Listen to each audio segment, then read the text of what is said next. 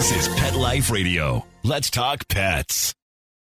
Is your pet stressed out? Does your pet need annual vaccines? Which pet is best for a child? Would you know if your dog was in pain? Pet Life Radio presents The Pet Doctor, where you'll learn everything about keeping your pet healthy and happy. From pet care, pet meds and grooming, to pet food, pet insurance, and dental care, this is the place to find out everything there is to know about pet wellness. Whether you have a dog, cat, reptile, or rabbit, you'll find answers for your pets straight from the vets, because it's your pet. Health matters. Please welcome your Pet Doctor host, veterinary media consultant and veterinarian, Dr. Bernadine Cruz. If I could come back as a pampered feline, lazy around all day, be fed gourmet food, showered with diversions and gifts, and receive only the best in healthcare, sign me up. In reality, too many of our cats don't agree they're leading an idyllic life. To their detriment, cats are masters at hiding the fact that they're really stressed out. How would you know your cat is stressed, and what can you do about it? You might think I would interview a behaviorist to answer these questions, but today I'm going to speak to a board-certified veterinary nutritionist, Dr. Rebecca Mullis, the Associate Manager of Scientific Affairs at Hills Pet Nutrition and adjunct faculty at Kansas State University College of Veterinary Medicine. We're going to be right back after this short break.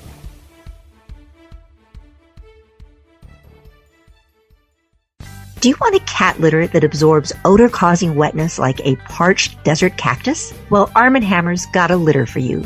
New Absorbex with desert dry minerals. Wetness disappears like a Texas raindrop on a hot tin roof. Odors? Adios. It's lightweight, lightning fast, odor-absorbing desert dry cat litter. Get $4 off now at armandhammer.com/bounty. New Absorbex from Arm & Hammer. More power to you. Let's Talk Pets on PetLifeRadio.com.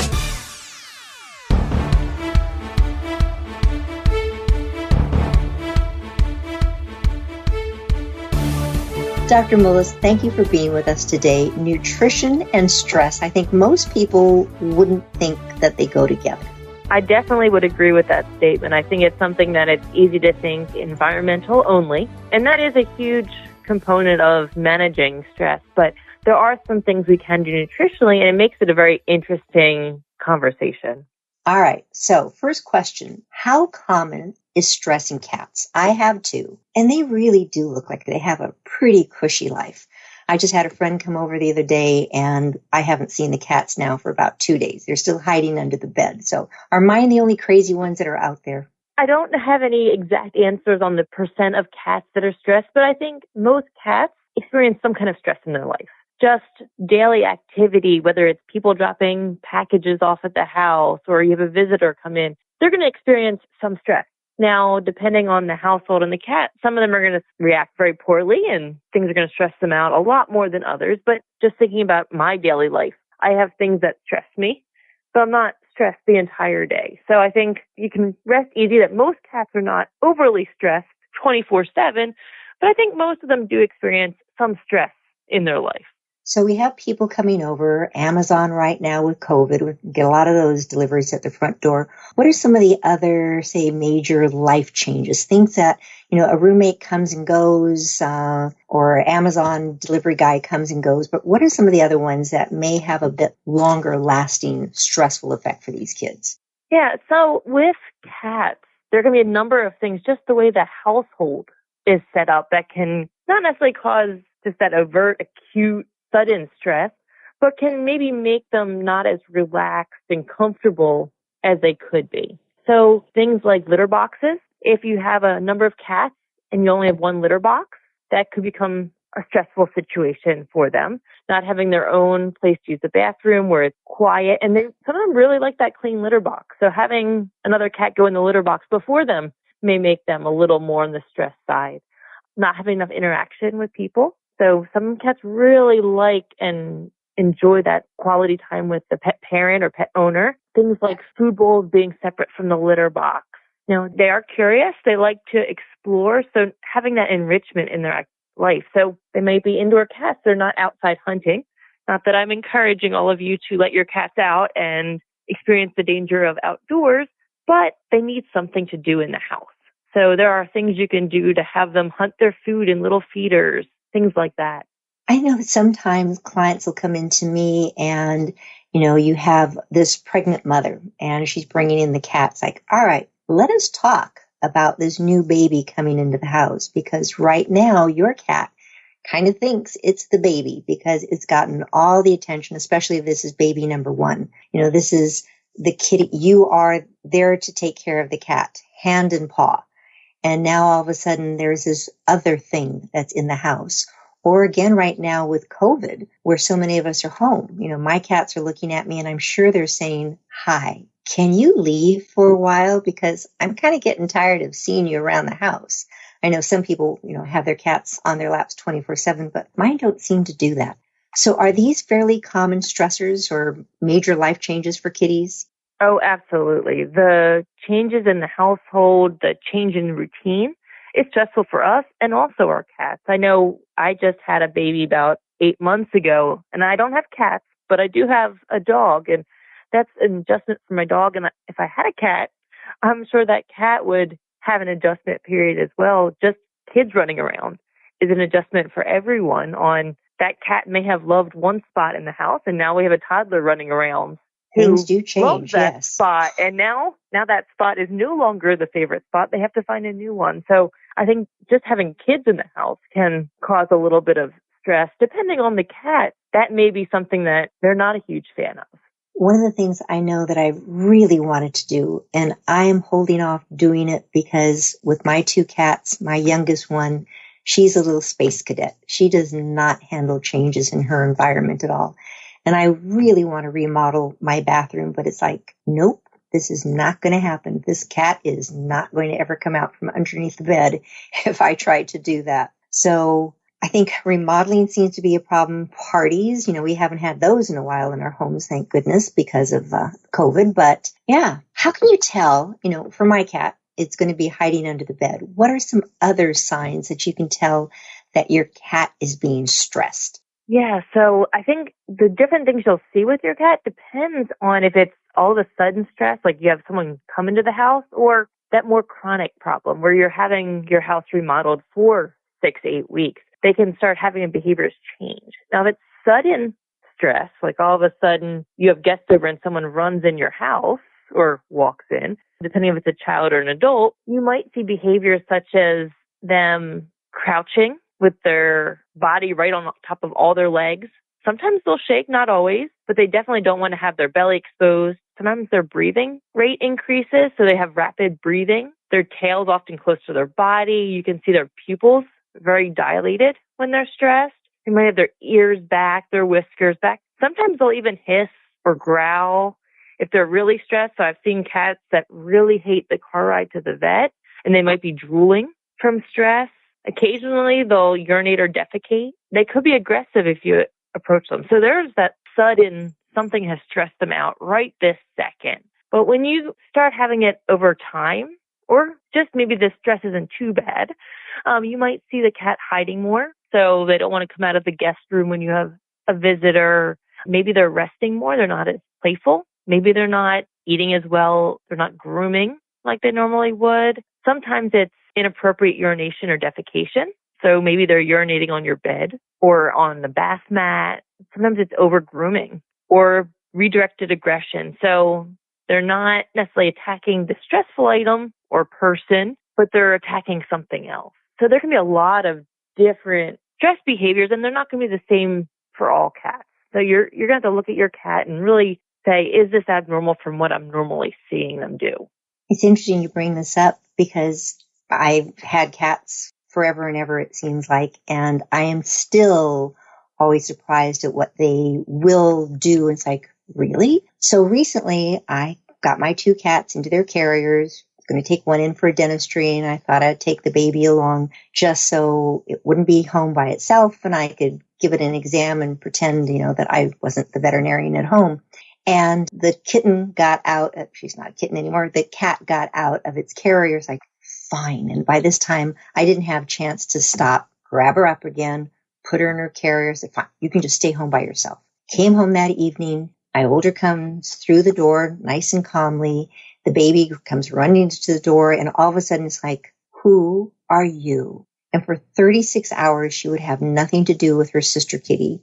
She was hissing. She was hiding. She was like, really? I know you're a space cadet, but this is more than I expected. And then she settled down and life was good again. So cats in stress is amazing. But you mentioned urinating. And I thought it was interesting. I was reading a monograph put out by Hills saying that there's really a connection, Hills Pet Food Company, that there's really a connection between urinary issues and stress. And it's not just peeing out of the box. I'd love to have you tell us about that. Yes. So cats can have urinary issues for a number of different causes. Yes, it could be behavior. They could have a problem. Sometimes it's a medical issue. But one of the terms that we use is feline idiopathic cystitis. So this is inflammation in the bladder. You'll see things like peeing outside the litter box. Sometimes they can have bloody urine. They can be urinating small, frequent amounts. So it's just abnormal from what they normally would be doing. And a lot of people jump to it is due to a urinary tract infection. But actually, if your cat's on the younger side, it's rarely a urinary tract infection. Older cats, it's more likely. But one thing we think about is that feline idiopathic cystitis. And it seems that environmental stress is a really big risk factor for this condition. So that urinating outside the litter box may be associated with stress and this disease process. And what they think, because we don't have a 100% answer on the mechanism, but we think that environmental stress is causing the brain actually to increase stimulation to the bladder. And that bladder inflammation is increasing feedback to the brain. And that's amplifying the stress response because now this cat is painful. So this bad cycle is continuing. And our goal really has to be to break this cycle, to stop this perpetuating problem. And so that may be a combination of nutrition along with working with their environment to really reduce that environment that's causing that stress. I love when you say that it's feline idiopathic cystitis, because that, I think, is one of my favorite terms in veterinary medicine as I'm trying to explain things to my clients and going, well, it could be this, or it could be idiopathic. And if idiopathic sounds like idiot, because yes, that's how I can feel. I can run every test under the sun and come back going, I have no idea what caused that one. Yeah, and that makes it very hard as a veterinarian to diagnose it. You look at how old the cat is, what else is going on. You probably need x-rays to rule out a stone. You need a urinalysis to rule out an infection. But in the end, you're just ruling out all the other causes. So it can be challenging and frustrating for us as veterinarians and for the owners too, and probably for our cats who are having to go through all of this as well. Cats and urinating and boxes. It's such an issue. Well, I'm chatting right now with Dr. Becky Mullis. She is the Associate Manager of Scientific Affairs at Hills Pet Nutrition and adjunct faculty at Kansas State University College of Veterinary Medicine. We're going to stop for a short little break. We're going to be right back and talk more about these kitties who aren't peeing in their boxes and why. Please have a seat in the waiting room. The doctor will be with you shortly, right after these messages.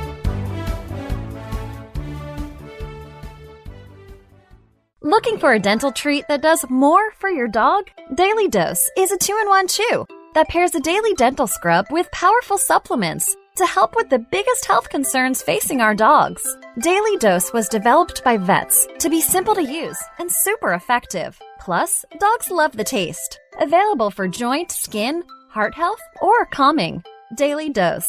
Your pet's daily dose of awesome. Visit yourpetsdailydose.com to save $3 on your first bag with promo code PETLIFE. That's yourpetsdailydose.com.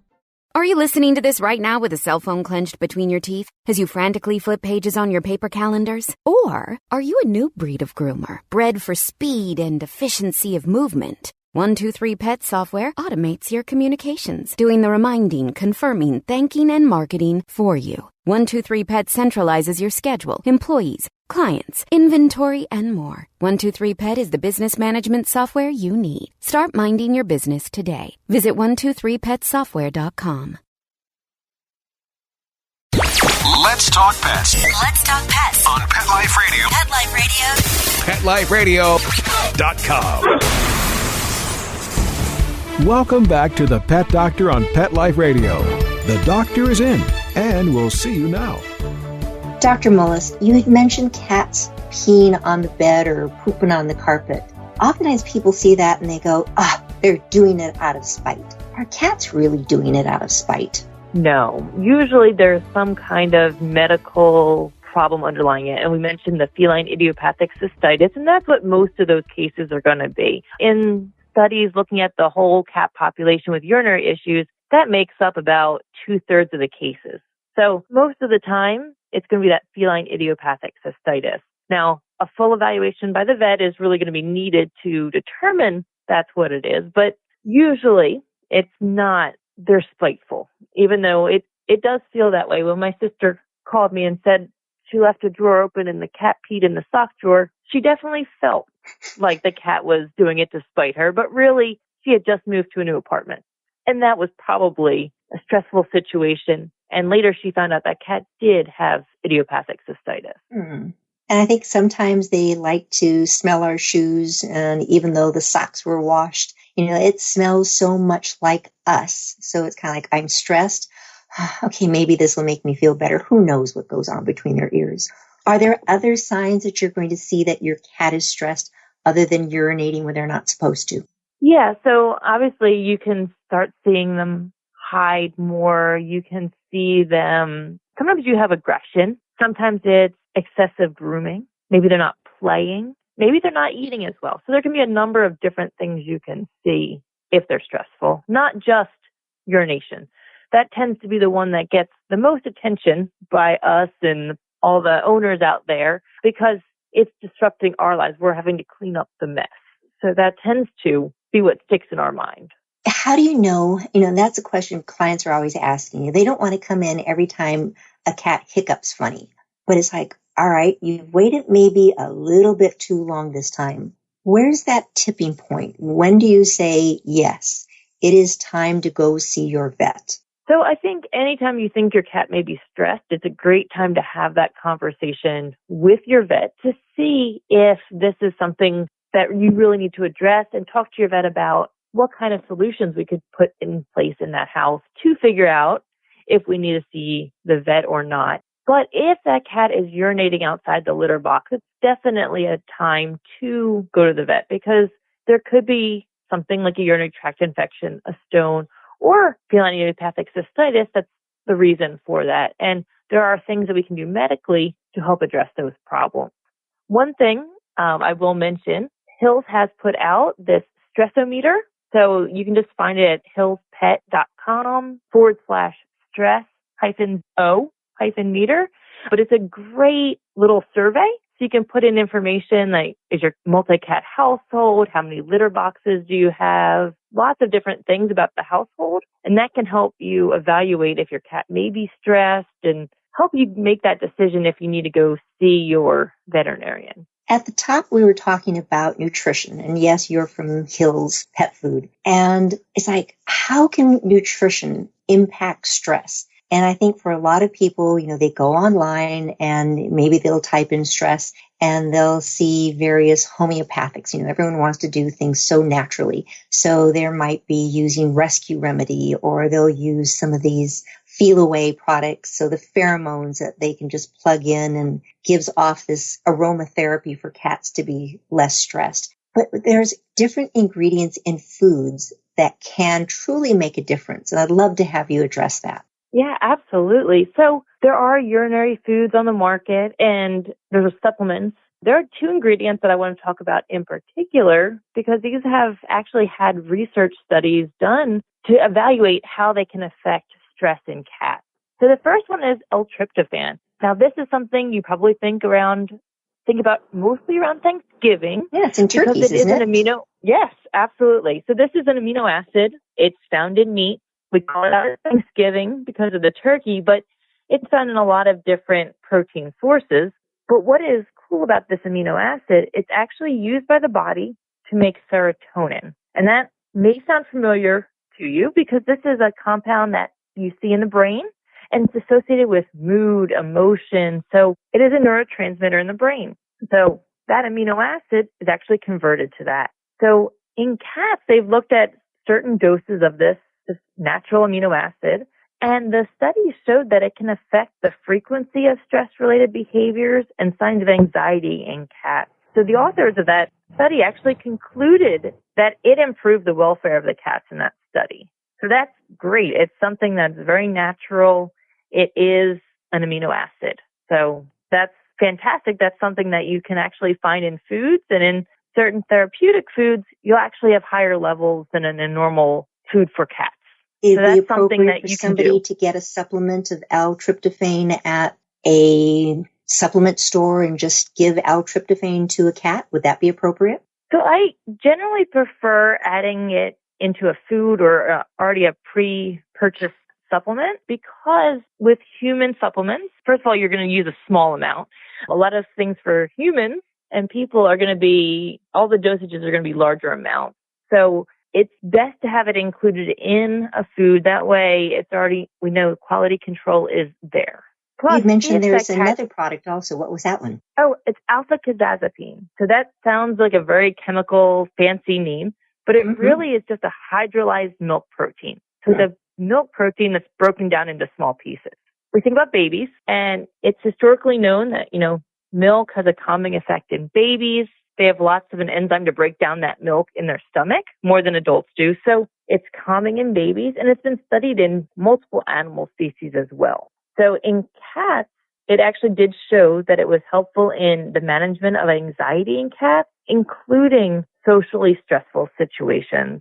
So this is two things that are, an amino acid, broken down milk protein, two things that, most people should not have a problem with giving their cats. They're very safe. You're not worried about, their side effects associated with these. So is that one of the reasons why you get a little bit stressed, and sometimes people will say, have yourself a big glass of warm milk before you go to bed? It's just calming. Yes. Yeah, that same idea. Yes. And it's interesting. So talking about food and stress, and we know that there are those prescription diets. And oftentimes I think my clients, when I tell them, oh, I want to put you on this prescription diet, I'm sure somewhere in their little brains they're going, they just want to make money. They're just, selling a pet food. Is that really necessary? I'm feeding this really expensive gourmet food. Why are prescription diets different than regular over-the-counter foods? Yeah, so the therapeutic foods that are sold by certain companies, they have a lot of research behind them. So these foods and the levels of different nutrients have been studied. So we're looking at, what is the most effective to help manage a certain condition. So if your cat is perfectly healthy, then those foods at the big stores, pet food stores, or online, those are perfectly great. But when your cat starts having medical conditions, it's really good to go to your vet and find the food that really we know is going to be a benefit, because some of these foods have had a significant amount of research, and we know that they do work and they are designed to help. Those over-the-counter foods or, foods just for well pets, they don't have that kind of research for cats with health conditions. So as I try to explain it to my clients, and you're doing an awesome job of it, is to say this is an adjunct. It's one piece in medications I'm sending home, other things that we're doing, trying to treat that whole animal, and diet is so important with it. And I think kind of a segue with diet, and people that have listened to the show long enough know that I have a real problem with obesity in pets.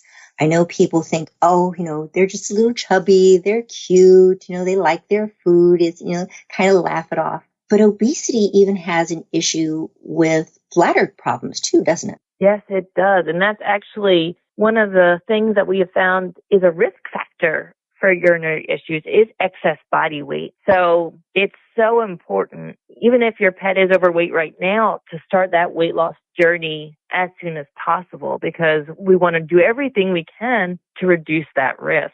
And so if your pet's only a little overweight, there's some great more light foods or more weight reduction type foods available that you can just buy from the pet store. But as your pet gets obese and extremely overweight, your vet probably would recommend some kind of therapeutic weight loss program for that cat, because at that point, we need to make sure we get that weight off to reduce risk for other diseases, including things like diabetes. So weight is huge for keeping your pets happy and healthy. And one of the things, especially with cats, and you can address this, is that if you have a cat that's the best thing to do is don't let it get overweight. But if it becomes overweight, then the best thing to do is to gradually, very slowly get that cat to lose weight. Because you and I can put ourselves on the keto diet or the Atkins diet and lose weight that way. But cats can't handle even minimal starvation. So you need to be so careful. Please talk about that a little bit. Yes. So cats in general, I prefer going very, very slow on weight loss. First of all, you avoid some of the behavior issues with the begging, waking you up at 4 o'clock in the morning. But also, if you cut calories too much on a cat who's really overweight, you could start having liver issues. And that is something we definitely want to avoid. They depend on protein for their energy source. So they need that constant supply of energy.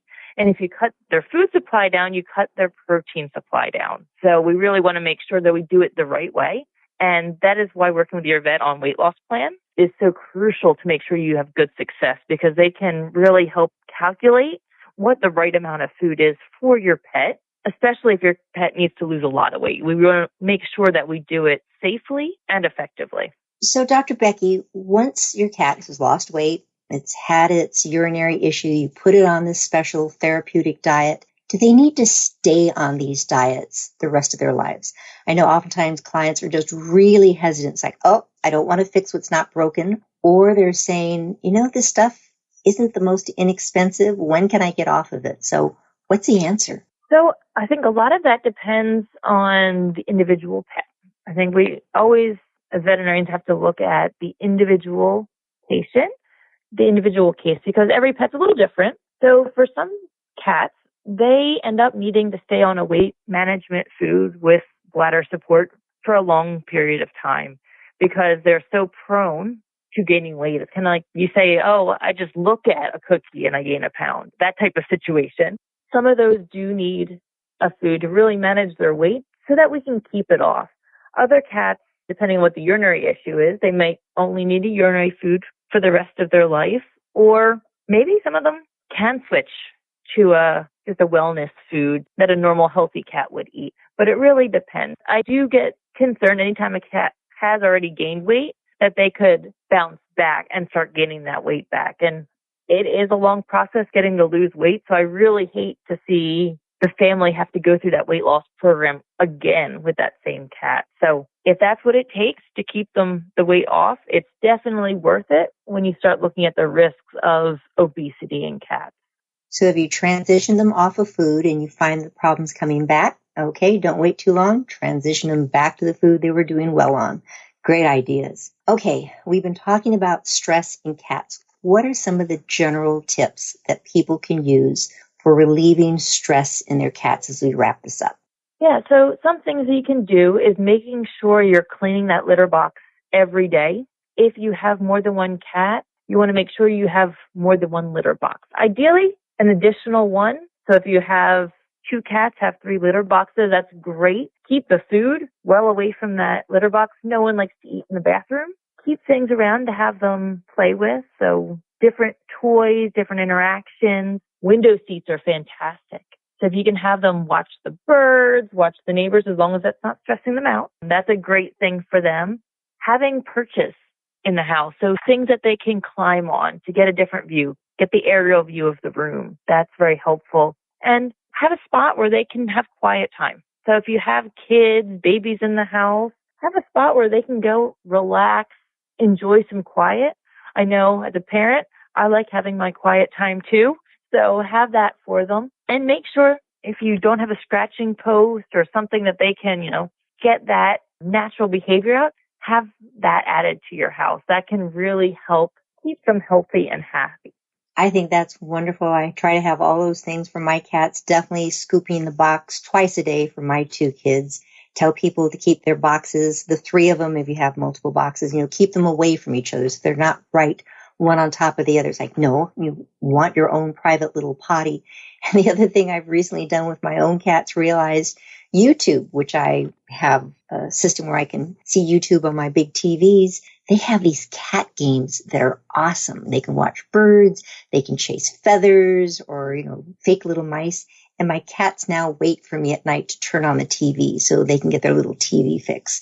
I'm bad. Yes, they watch TV. Dr. Becky, where can people go to get more information on this really important subject? The Hills website definitely has some great articles. We have our stressometer or stressometer, however you want to say it, on our website to help you kind of look at maybe if you could do things to enrich your cat's environment. And then one other website that I do like is icatcare.org. So this is a great website with a lot of great resources and articles. It's international cat care. So there's a lot of specialists who contribute to this website. So definitely worth checking out if you have cat questions. They talk about a wide variety of different cat-friendly topics. So definitely worth a browsing. Great information. So I've had the pleasure of speaking today with Dr. Becky Mullis, the Associate Manager of Scientific Affairs, Hills Pet Nutrition, and adjunct faculty at Kansas State University College of Veterinary Medicine, and new mom and dog owner. Thank you very much, Becky, for being with us today. Thank you. This is Dr. Bernadine Cruz. You've been listening to The Pet Doctor on Pet Life Radio. Thank you very much for listening. We're trying to make you the best possible pet owner. Please listen in next week. We'll give you some more tips. Take care, stay well, wear your mask. Pets can be a wonderful addition to your life because they're a member of the family. Keeping them healthy and happy is important. Pet Life Radio presents The Pet Doctor with veterinary media consultant and veterinarian Dr. Bernadine Cruz. Whether you have a dog, cat, reptile, or rabbit, you'll find answers for your pets straight from the vets. The Pet Doctor, on demand every week, only on PetLifeRadio.com.